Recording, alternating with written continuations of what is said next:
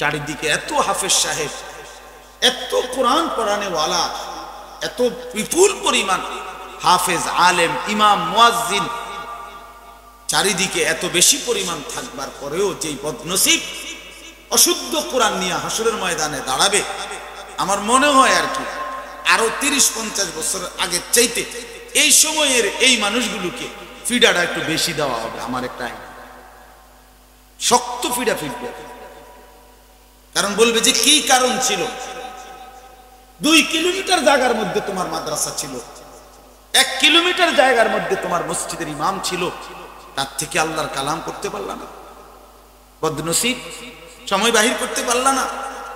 দুনিয়া এই পরিমাণ ব্যস্ত ছিল, তো তুমি যেদিন মরছো সেদিন দুনিয়ার সব প্রয়োজন পূরণ করে মরছো, তোমার জিফুতের আর কোনো প্রয়োজন ছিল না। ওরা পরবর্তীতে আর কামাই রোজগারি করে নাই, কথা বলেন না কেন? তো তাইলে কি লাভ হল? দুনিয়া কে গুছাই দিয়ে গেছে?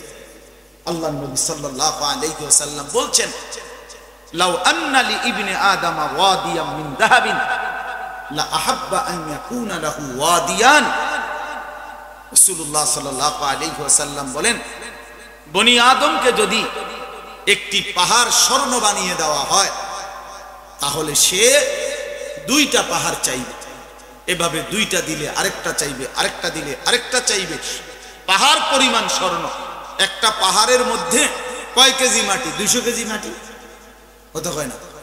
200 কেজি মাটি খবর আছে কোনো? তো এরকম সে চাইতেই থাকে। আল্লাহ নবী সাল্লাল্লাহু আলাইহি সাল্লাম বলেন, লান ইয়ামলা আফাহু, এই হাদিসের বাকি অংশ, ওয়া লান ইয়ামলা আফাহু ইল্লা তুরাব।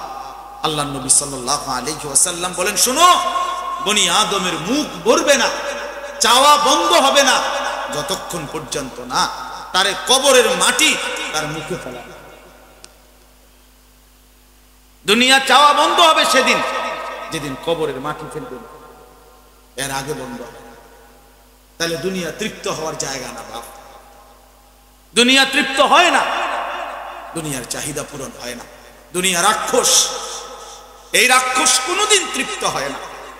একবার ঢোক গিলে ফেললে আবার হাত, আবার হাত। এজন্য নওজোয়ান ভাই বাবারা সবাই রে বলি, বাপ আখিরাতকে বাদ দিতে নাই। দুনিয়া সাজাইতে পারতেন না, দুনিয়া গুছাইতে পারতেন না, দুনিয়া গুছাইতে পারতেন। এই সোফা পৃথিবীর সবচেয়ে দামি কাঠ দিয়া বানাইলো, এই 2 বছরের মাথায় এটা পুরানো, যে যেটা এখন পুরানো হয়ে গেছে, তাহলে বার্নিশ দেওয়া দরকার।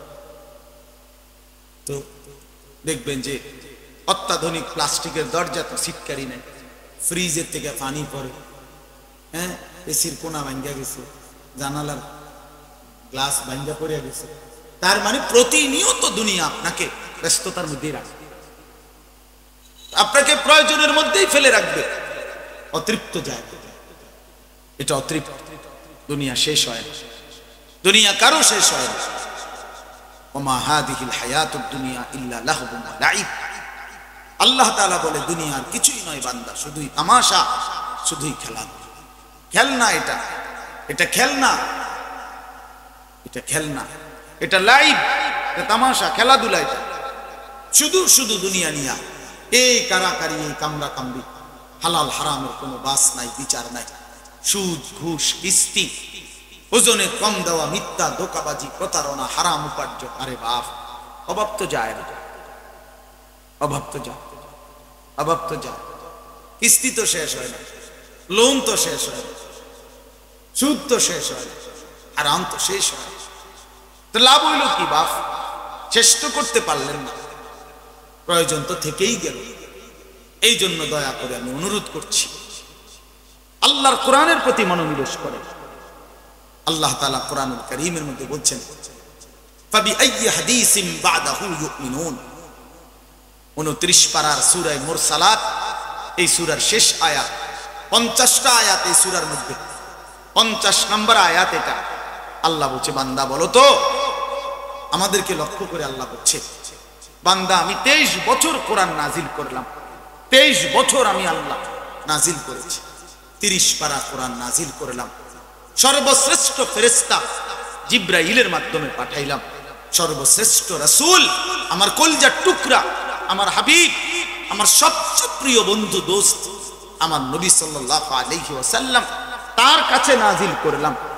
আমি আল্লাহ সর্বশ্রেষ্ঠ, আমার জিব্রাইল ফেরেশতাদের মধ্যে শ্রেষ্ঠ, আমার নবী মুহাম্মদ সাল্লাল্লাহু আলাইহি সাল্লাম আম্বিয়াদের মধ্যে সর্বশ্রেষ্ঠ। এই সর্বশ্রেষ্ঠ রাসূলের কাছে পাঠাইলাম। 23 বছর নাজিল করলাম, 30 পারা কোরআন নাজিল করলাম। ফাবি আইয়ি হাদিসিন বাদাহু ইউমিনুন।